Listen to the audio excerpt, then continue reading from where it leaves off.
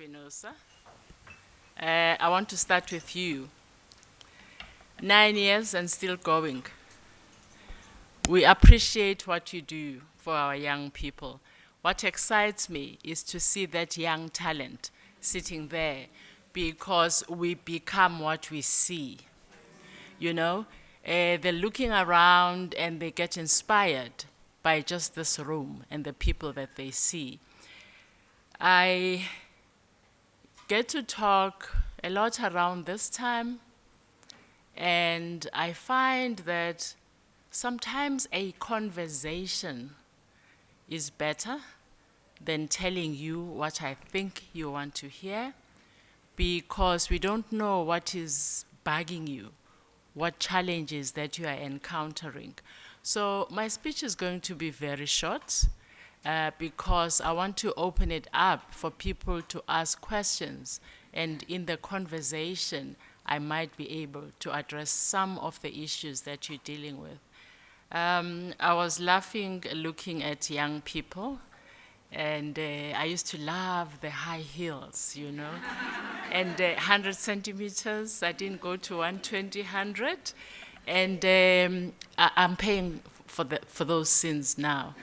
When I was at medical school, I was the medical student that would wear her high heels and the long earrings and run to the laboratory and all those things in heels. And my back is saying, haha, not anymore. So wearing the flats is not disrespect to you. It's just life saying, okay, this is how it's going to happen now. So I actually thought, you know, oh, thank you so much. It's so important to connect the dots looking backwards because it informs the future. I think it's Steve Jobs who said that. And what do I mean by that? For those who are young, have every right to believe that as women, we are where we are because we were born less. We are where we are because we're not ambitious enough, and so many prejudices that we are fed the minute we are born. But the point is this, it's so not true. And what I want to share very briefly is why I say it's not true, giving just a bit of history, especially for the young ones. There are a few stories that I like to tell that show this. And it shows that women have always led.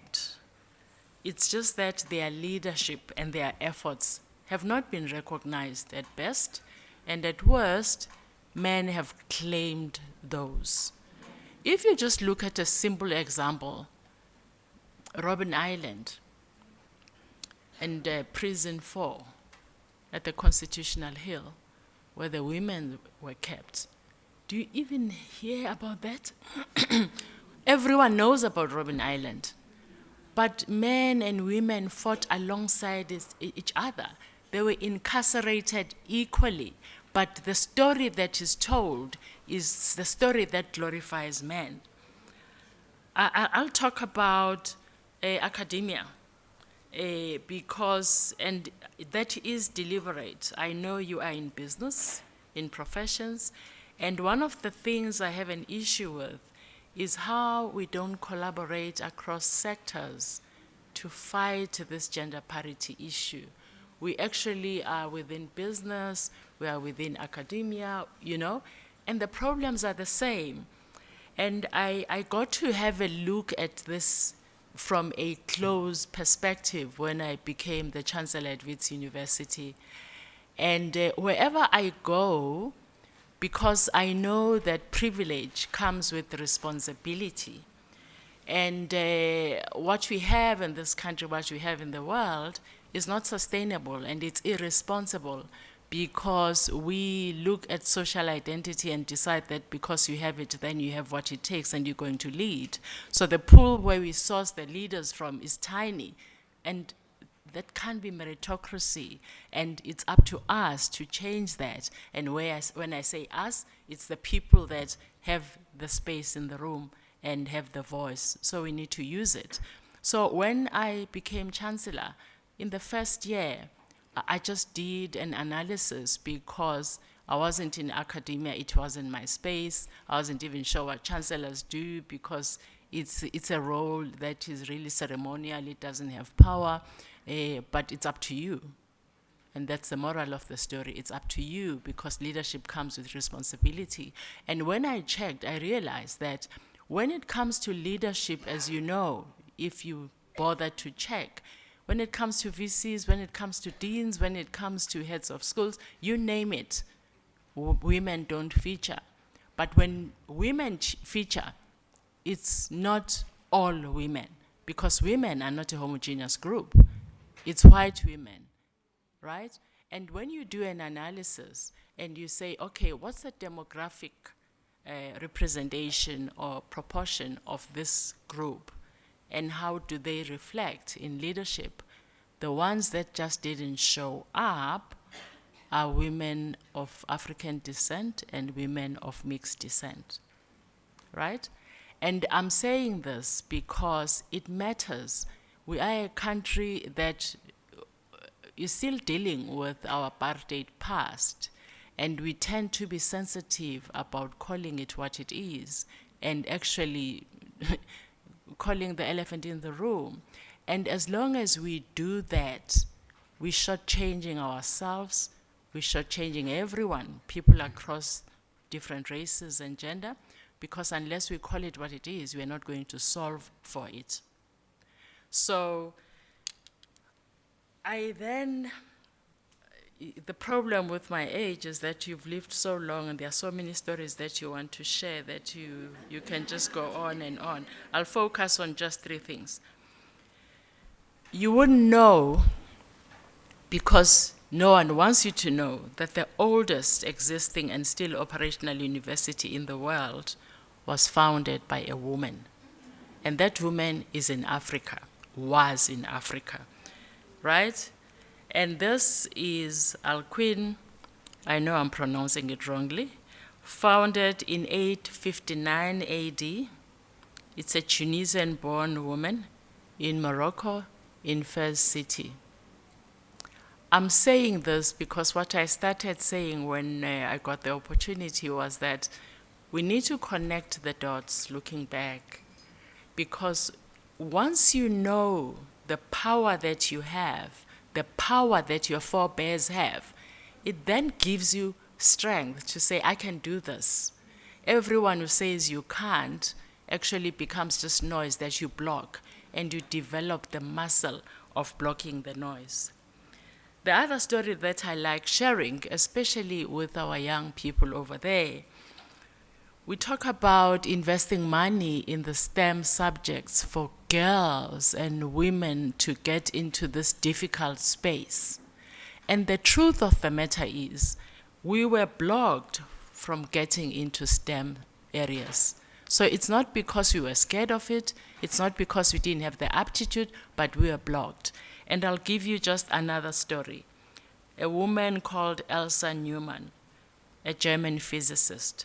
She was born in 1872, and women were not allowed to go to university. But she actually got private tuition by professors that she approached directly, and through that, she did physics, she did maths, chemistry, and philosophy, and she was the first PhD. This is 1872. What is the moral of this story? When there's a heavy current that's coming your way, it's stupid to actually think you can fight it because you can't win against the current. But it doesn't mean you shouldn't try another way of getting what you want. And that's what she did. You're not allowing me to get to university. I will find people that will allow me, enable me, and I'll get what I've always wanted to. That's the first point. The second point is that there are always people who are prepared to give you a chance. There are always men who are progressive. Find them and work with them. right? 3, you need to be deliberate. I was speaking to Vui earlier on and saying, imagine if our forebears gave up. Imagine if we gave up. There would be no role models to actually say it can be done because she did it. So I'm asking you, I'm begging you, we are different generations, and I don't know if your generation is clear that you need to build the grit. Because if you don't, my grandkids will amount to nothing. So you stay there, you maneuver around, you find a way to fight the system in the most feminine way and still succeed. Now, when you look recently, I'm just celebrating women. When you look recently at the COVID-19 pandemic that we had, you learn about how the best managed pandemic countries that managed it the best were the women-led countries. They locked up first. They had half the amount of deaths that men had, and they just did much better than men. And you know what makes it significant is that the study was done on 200 countries, and only 19 women lead out of the 200. So it's less than 10%. So if you put that, you realize that, wow, women are good at it. And you know why they are? More often than not, leadership by women is for serving. It's not driven by ego. It's driven by solutions, finding solutions. If they lead from their authentic selves, from the feminine perspective.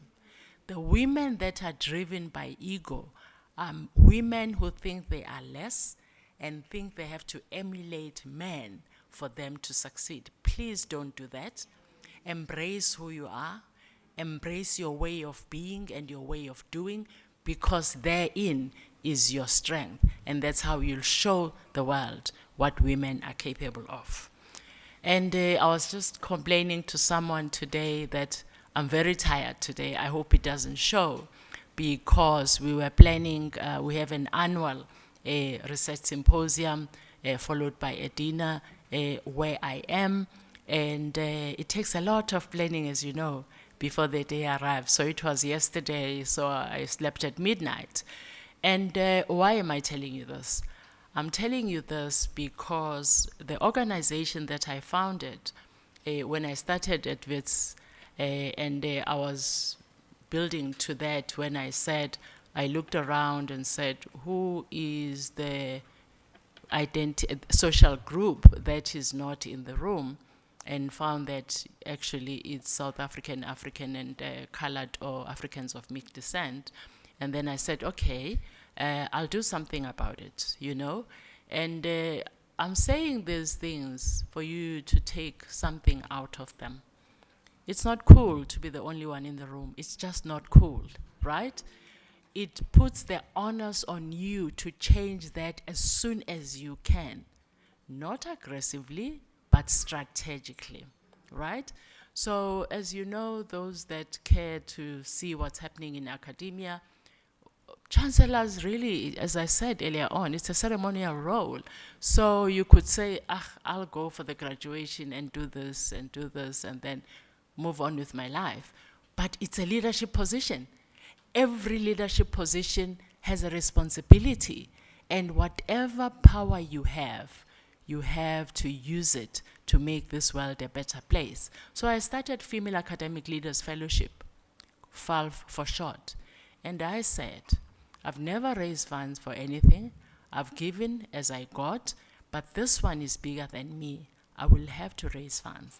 But before I raise funds, I need to put in my own money so that if I fail, because success is not guaranteed, and if I fail, at least I'll empower maybe 3-4 women. So I did the research in 2019. 2020 we started. I was lucky to have very highly accomplished academics, because I'm not an academic.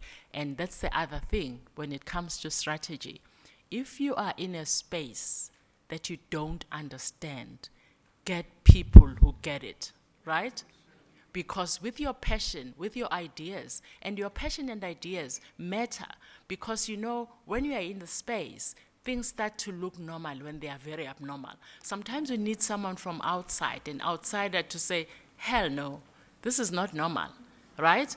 And as an outsider, you then need to appreciate that for you to do something, for making a change, you need people in that space, because they know the ropes.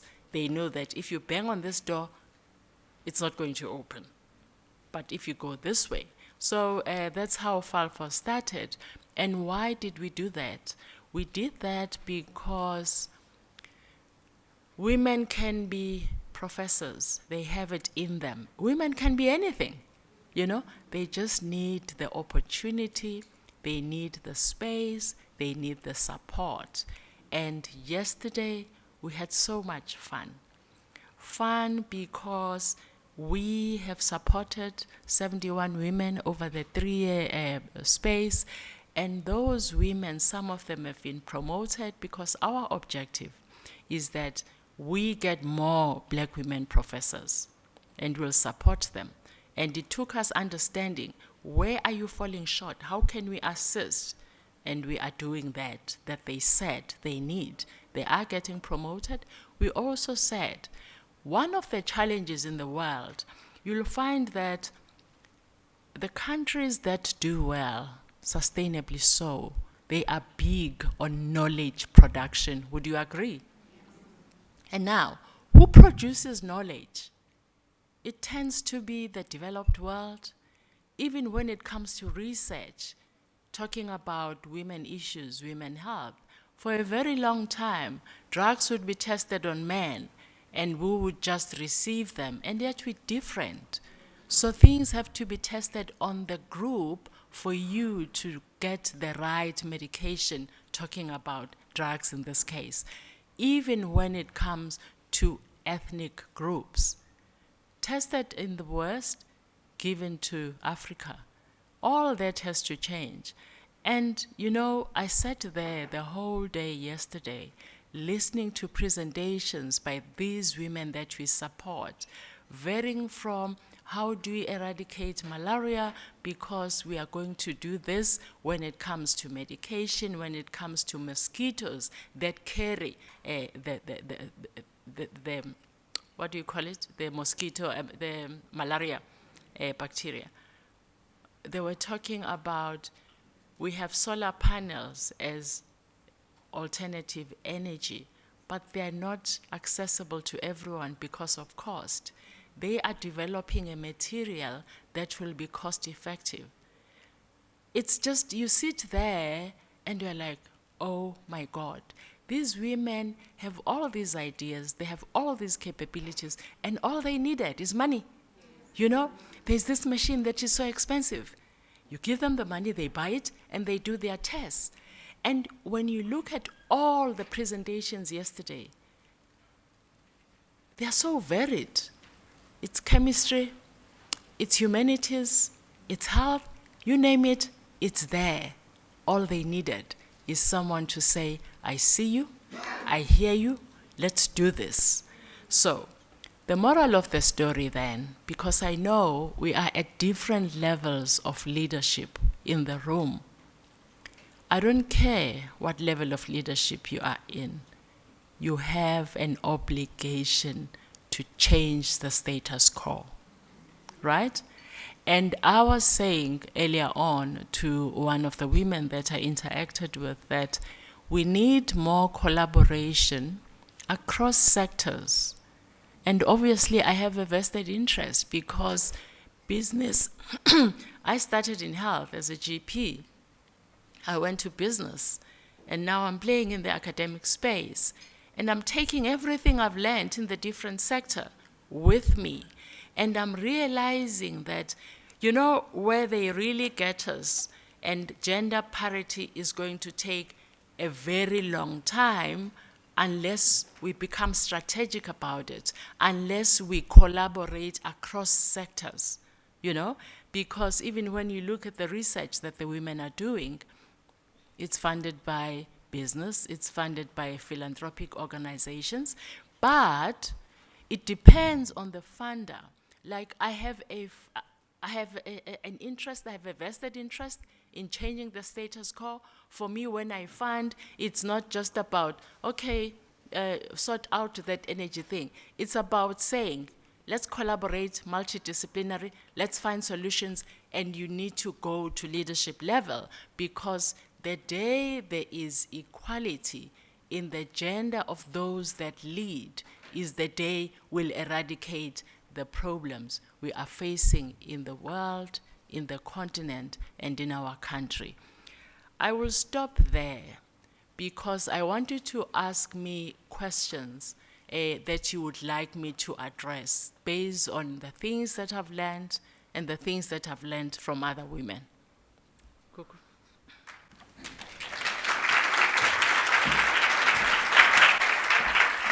Thank you so much, Mom Judy. We're going to keep you on stage for at least the next 5 to 10 minutes by gauging some of the questions that we have from the audience. But I think how pertinent that you've again taught us and reminded us about leadership and collaborative efforts. And most importantly, what stuck out for me was that as you reflected on many of these leaders, you mentioned their names.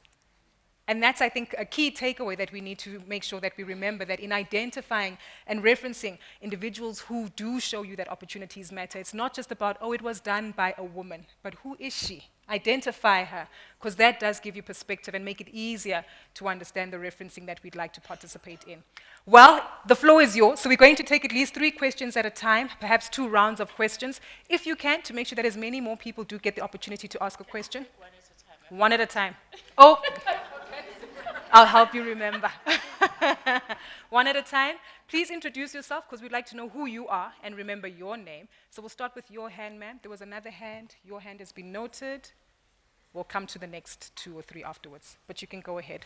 Can you see her? Yes, I can. Okay. Sure. Good It is a morning, bit dark in ladies. there.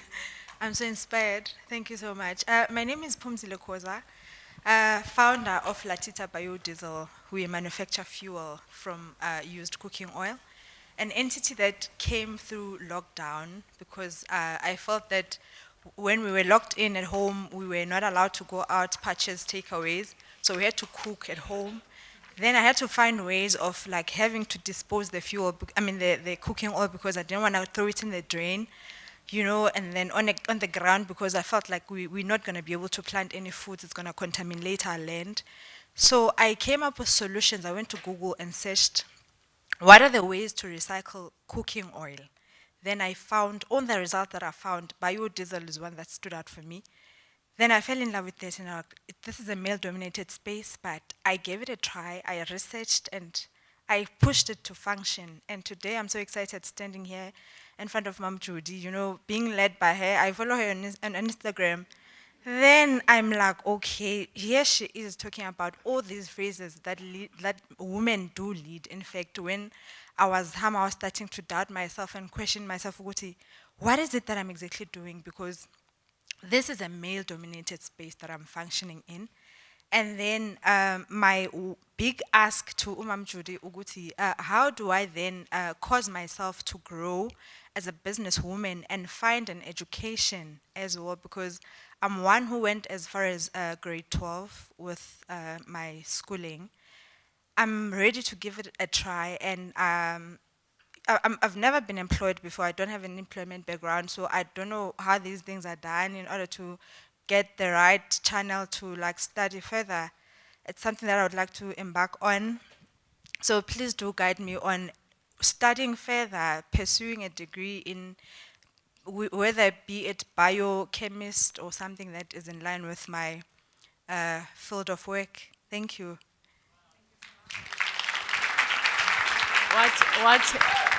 What an inspiration. What a beautiful story, Dlamini-Nxasana. Wow. I started off as a doctor. And when I wanted to go into business, I did an MBA. And then for the fun of it, I did a doctorate in business leadership, right? And then I was like, You see, when you are told what you can or can't be, it's either you fight and say, damn you, I'm better than this. And that's the attitude. Or you say, oh, I can't, right? And when we started the Future Nation schools, my husband and I decided, okay, we'll do a post-grad certificate in education. So we became a teacher. And now I want to tackle the issues around unemployment, around entrepreneurship and SMMEs, why we are not growing our SMMEs in this country. And to do that, I'll do a PhD so that I know the space. I'm sharing this to show you that the sky is the limit, right? So it depends. It depends what you want to do with your qualification. From where I'm sitting, I think maybe the best place to start is maybe doing a map, but I like that, and that is Management Advanced Program. I like because you Google, so you can always Google.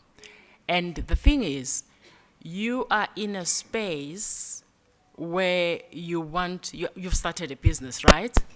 And I find that it's so much better to understand business based on it doesn't have to be, but you say you need some education. So if you do a map, so it's a baby of an MBA. And I'm saying map because it's easier to get in than an MBA, right? So just a management, it could be a management course or a program over 9 months. Do your Google search. And why I like it, especially because you say you haven't been, you've never worked for anyone. Because when you work for someone, you learn the discipline and the different areas that business has to have so that it succeeds. Now, if you do this course I'm talking about, it's going to give you some understanding of human resources because you'll need people to employ, some finance because cash doesn't equal profit, right? And you need to understand that. And a few marketing, branding, and all those good things. So I think if you can Google and start with that before you dive into this biodiesel, the conversion of cooking oil and what have you, because it would be great. Guys, there's nothing as beautiful as studying, because you know what? They make us feel less, and you fight it by having the knowledge to show to yourself that you are not less. So, Phumzile Khoza, I can see you going far, starting with this management course and then drilling into the space that you've chosen. And just go up to PhD, for goodness sake. Thank you so much. We also encourage you, if there's anyone in the room who is within coaching, career development in the space of academia, please do reach out to Phumzile, interact, and of course exchange contact details. I note that the mic has gone there. Your hand has also been noted, ma'am, so we'll come to you. We'll start here. Hi, Dr. Judy Dlamini. I'm Dr. Nzako Mbogota. Oh, beautiful. I'm the founder of an aesthetics medical practice called Dr. NM Aesthetics. I am so happy to stand before you and actually get the privilege of asking a question. As a young doctor, I look up to you, and I really aspire